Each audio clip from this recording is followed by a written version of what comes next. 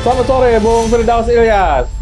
Selamat sore, Bung Meldi Rendra. Hari Aduh, Selasa gimana nih yang pada sekolah nih? saya Sibuk-sibuk kira ya?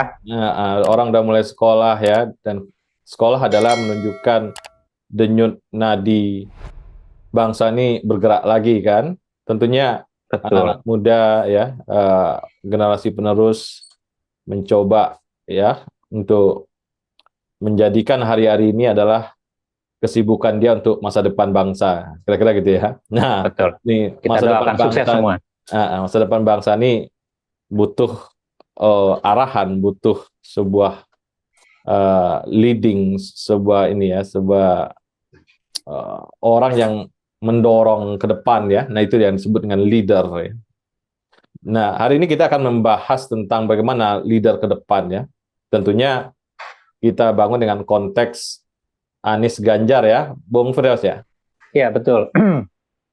Nah, Anies Ganjar ini Iya, kita akan mencoba lihat sisi-sisi yang bisa kita lihat secara ukuran yang ada. Nah, hari ini kita coba ukurannya ya track record dia dan integritas dia dan segala macam.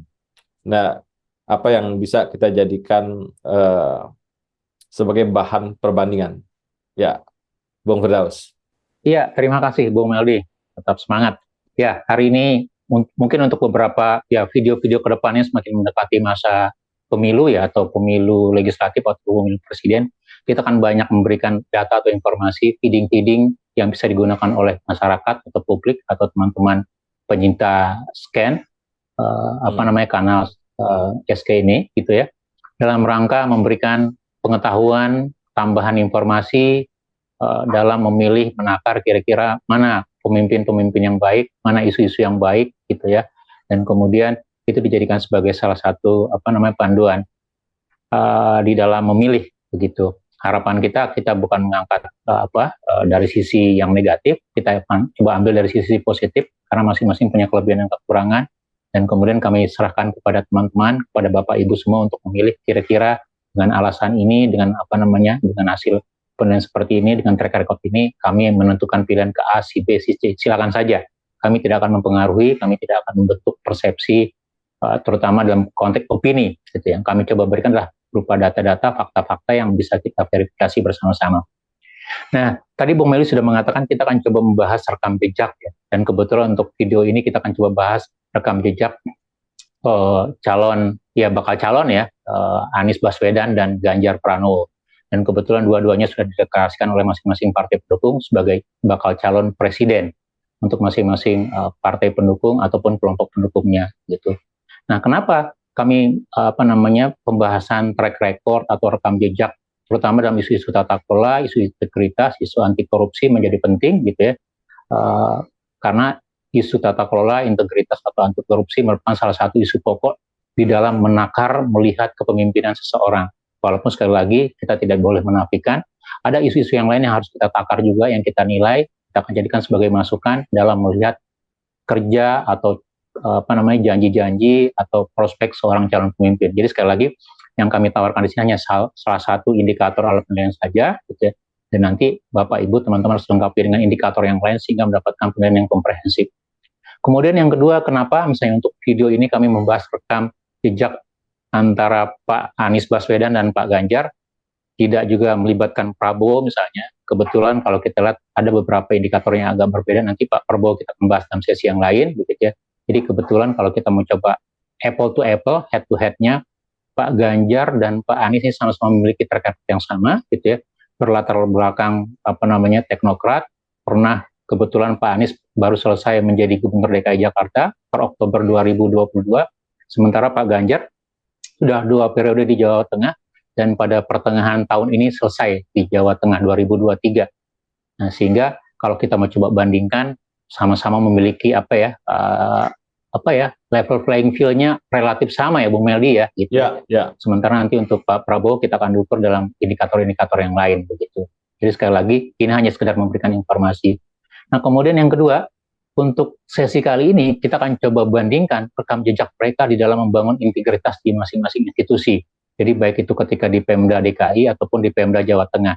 Dan kebetulan kita punya datanya, kita punya angkanya, dan teman-teman bisa mengakses juga data mentahnya dalam website KPK atau Jaga Go ID, kemudian menganalisis gitu ya, kemudian melakukan verifikasi apakah data-data yang kami sampaikan ini valid atau tidak. Karena sekali lagi, kanal ini dibangun tidak hanya dalam konteks membangun budaya analisis yang kritis, budaya diskusi yang kritis, tapi kita juga mendorong penggunaan data yang akurat, data yang bisa diverifikasi bersama-sama gitu.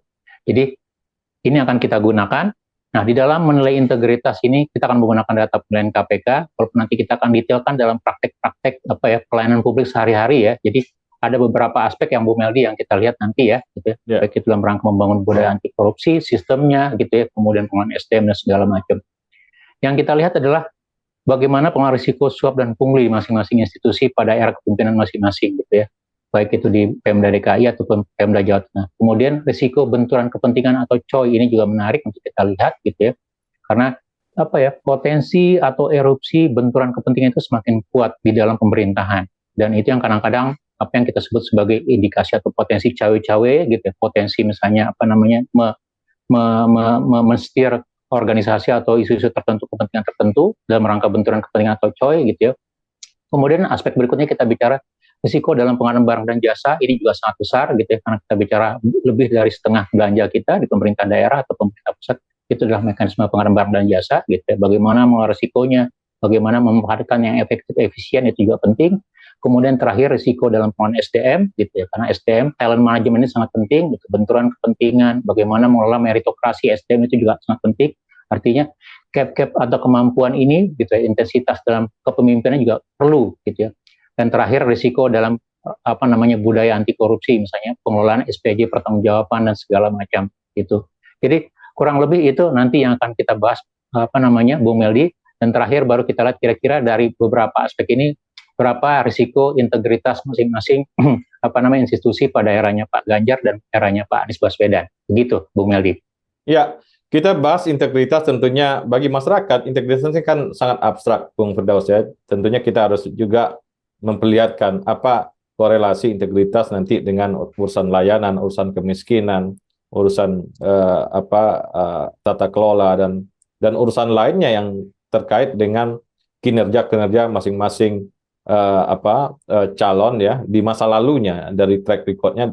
Nah, ini akan memberikan gambaran yang lugas kepada masyarakat bahwa dengan integritas begini maka akan terjadi tata kelola atau akan terjadi sebuah output dari sebuah kepemimpinan politik di daerah masing-masing. Iya, betul. Jadi kalau kita bicara integritas, bicara bagaimana mereka memaknai jabatan, bagaimana mereka memaknai pelayanan publik, tidak menggunakan jabatan atau kepentingan publik atau pelayanan publik sebagai bentuk untuk mencari-cari kepentingan atau keuntungan tersendiri, tapi murni memberikan pelayanan. Karena sekali lagi, pejabat publik, pelayan publik sudah diberikan reward berupa gaji dan remunerasi, tunjangan kinerja dan segala macam, fasilitas dan operasional. Artinya apa? Kita bisa menuntut mereka bekerja 100% untuk pelayanan publik, untuk membangun integritas, mewujudkan kesejahteraan dan keadilan. Oke, kita masuk di dalam poin pertama ya, Bung Meldi ya. Kita coba bandingkan ya. Jadi era institusi di eranya Pak Ganjar dan eranya Pak Anies Baswedan gitu ya, untuk tahun 2022 ini hasil survei yang dilakukan oleh KPK itu melibatkan pegawai internal di masing-masing pemerintah daerah gitu ya, termasuk juga nanti pengguna layanan. Jadi kita ambil dua aspek utama ini aja. Jadi internal ASN-nya atau pegawainya, kemudian pengguna layanannya. Nah, sebagai gambaran dalam survei yang dilakukan oleh KPK ini, pegawai yang disurvei untuk Pemda DKI itu banyak ya, 1.229 gitu ya, jadi hampir 1.200 lebih gitu ya, artinya sesuai dengan masing-masing satker atau biro atau dinasnya gitu ya. Sementara untuk Pemda Jawa Tengah itu 926, jadi respondennya sangat banyak gitu, hampir 1.000-an gitu. Dan kemudian mereka juga dalam survei ini KPK bekerja sama dengan BPS gitu. Nah, jadi yang dilihat adalah persepsi dan pengalaman. Nah, kita coba ambil dua aspek utama dari tadi 5 aspek yang akan coba kita lihat. Pertama, aspek pengelolaan risiko suap dan pungli. Itu ada 2 poin besar. Nah, di sini kita dari hasil pertanyaan KPK kalau dilihat apakah pengalaman ASN gitu ya dalam melihat mendengar pegawainya menerima pungli bentuk uang barang atau gratifikasi. Nah, kalau kita lihat ini dalam Pemda DKI Jakarta itu kurang lebih konfirmasinya 23,8%, sementara Pemda Jawa Tengah 25,6%. Jadi Pemda Jawa Tengah sedikit agak lebih tinggi. Tapi Kemudian kalau kita coba tanya lebih lanjut lagi, kemungkinan gitu ya internal pegawai menerima pemberian dalam bentuk barang atau jasa gitu ya. Nah, ini artinya persepsi ya. Untuk DKI Jakarta itu poinnya apa? Konfirmasinya 11,6%, sementara Jawa Tengah sedikit lebih rendah 11,2% gitu. Jadi kalau kita dalam sisi ASN-nya relatif sama ya, baik itu dalam melihat, mendengar gitu, pada level hampir 23 dan 25%, sementara untuk persepsi pengalamannya itu pada kisaran 11%. Nah, yang menarik juga kalau kita lihat dari tanggapan pengguna layanan Bung Meli. Jadi kalau dilihat dari expertnya gitu ya, apakah kita pengguna layanan, nah untuk Pemda DKI itu respondennya 445 pengguna layanan, sementara untuk Jawa Tengah itu 378. Nah, apakah pengguna pelayanan melihat gitu ya dengan pengalamannya ada kejadian pemberian suap pungli kepada pegawai gitu ya dalam bentuk barang atau jasa? Nah, untuk Jawa Tengah itu jawabannya 19,3%, sementara DKI Jakarta 19,1%, relatif beda-beda tipis gitu. Nah, kemudian juga kalau dilihat, nah ini yang pengalaman langsung gitu ya untuk pengguna layanan, apakah Anda memiliki pengalaman diminta sesuatu di dalam menerima pelayanan dari ASN-nya, entah itu uang, barang, atau lain-lain oleh petugas. Nah, untuk DKI Jakarta itu 2,5%, jadi 2,5% menjawab memiliki pengalaman itu, gitu ya. Sementara untuk Jawa Tengah 2,9%, gitu. Jadi kalau kita lihat dalam persepsi pengelolaan pungli atau suap relatif sama ya, maksudnya beda-beda tipis lah, baik itu pengalaman dialami oleh ASN, gitu ya, ataupun juga pengalaman atau persepsi yang dialami oleh pengguna layanan, gitu. Nah, kemudian kita masuk ke aspek kedua, Bu Meldi, ini dalam benturan kepentingan, gitu. Ada 7 poin, gitu ya. Nah, yang kita lihat ini dari responden, dari jawaban dari ASN sendiri. Jadi ini isu penting di dalam mengelola integritas. Apakah benturan kepentingan COE gitu ya, baik di dalam mendesain program, di dalam membuat keputusan terhadap PBJ, dalam membuat rekomendasi perizinan itu menjadi warna yang besar, warna yang dominan dalam menentukan kebijakan. Gitu. Karena kalau iya, itu sangat mempengaruhi dari sisi perencanaan program ataupun juga dari kemanfaatan program. Nah, untuk aspek benturan kepentingan, kalau kita lihat nih pertanyaan sama, respondennya masih sama tadi ya, jumlahnya 1.200-an untuk Pemda DKI dan 900 lebih untuk Jawa Tengah.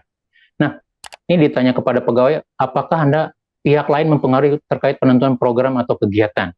Yang terkait penentuan program atau kegiatan dalam APBD-nya. Di Pemda DKI dijawab itu 19%, sementara untuk Jawa Tengah itu 17,1%. Gitu ya. Nah, untuk pertanyaan poin kedua, apakah pihak lain mempengaruhi keputusan terkait pemenang tender atau pengadaan barang dan jasa? Jadi, mempengaruhi penentuan pemenang tender barang dan jasa. Untuk Pemda DKI, gitu ya, itu 18,2%, sementara untuk Jawa Tengah itu 13,4%. Gitu. Jadi relatif lebih rendah sedikit Jawa Tengah.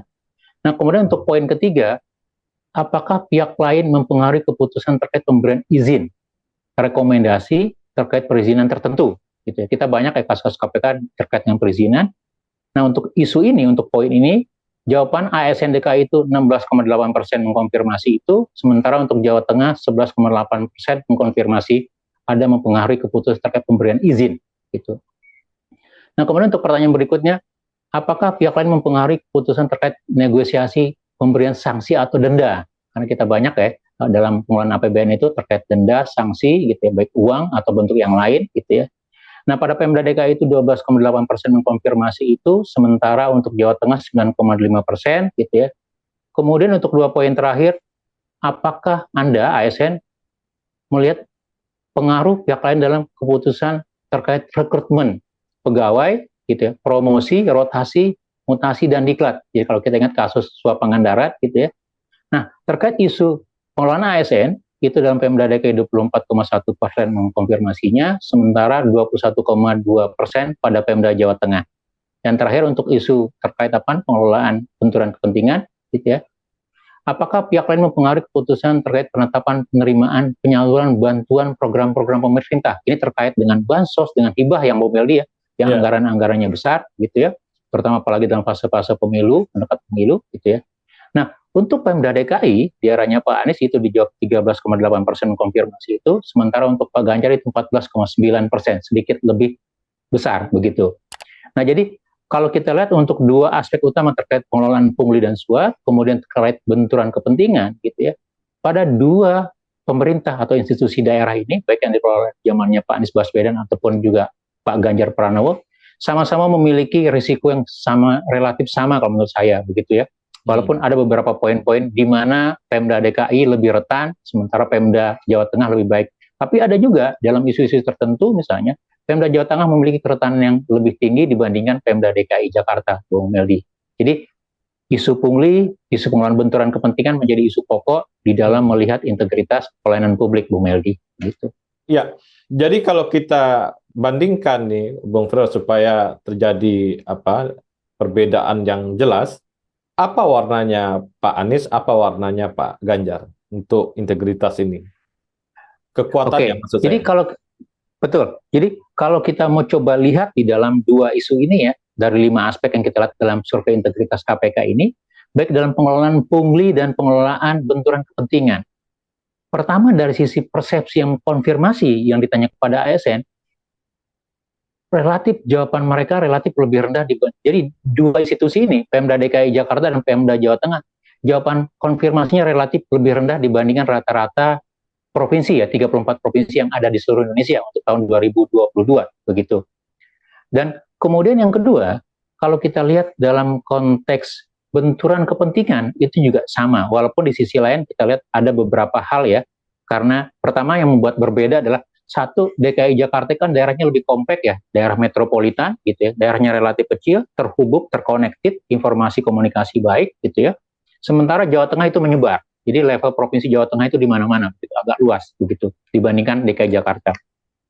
Nah, kemudian yang kedua, tantangannya di DKI Jakarta, Pemda DKI Jakarta itu mengurusi urusan tidak hanya pada level provinsi, tapi juga kabupaten kota, Bung Meldi, gitu. Jadi makanya ada wali kota, ada segala macam, begitu ya, ada dinas, ada kadit, gitu ya, kadinas segala macam. Sementara untuk provinsi Jawa Tengahnya level provinsi saja. Jadi berbeda nanti untuk nomenklatur pendapatannya, berbeda untuk nomenklatur penerimaannya, kemudian berbeda juga untuk item-item belanjanya.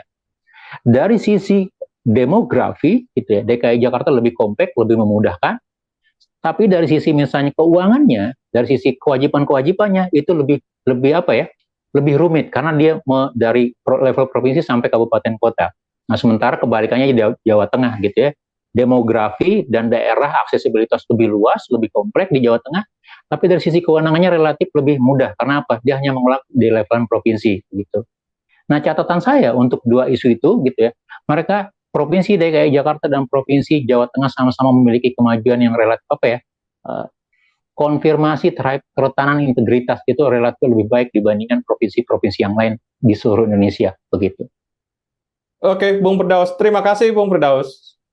Iya, sama-sama, Bu Meldi. Terima kasih banyak. Salam Indonesia bersih. Salam Indonesia bersih.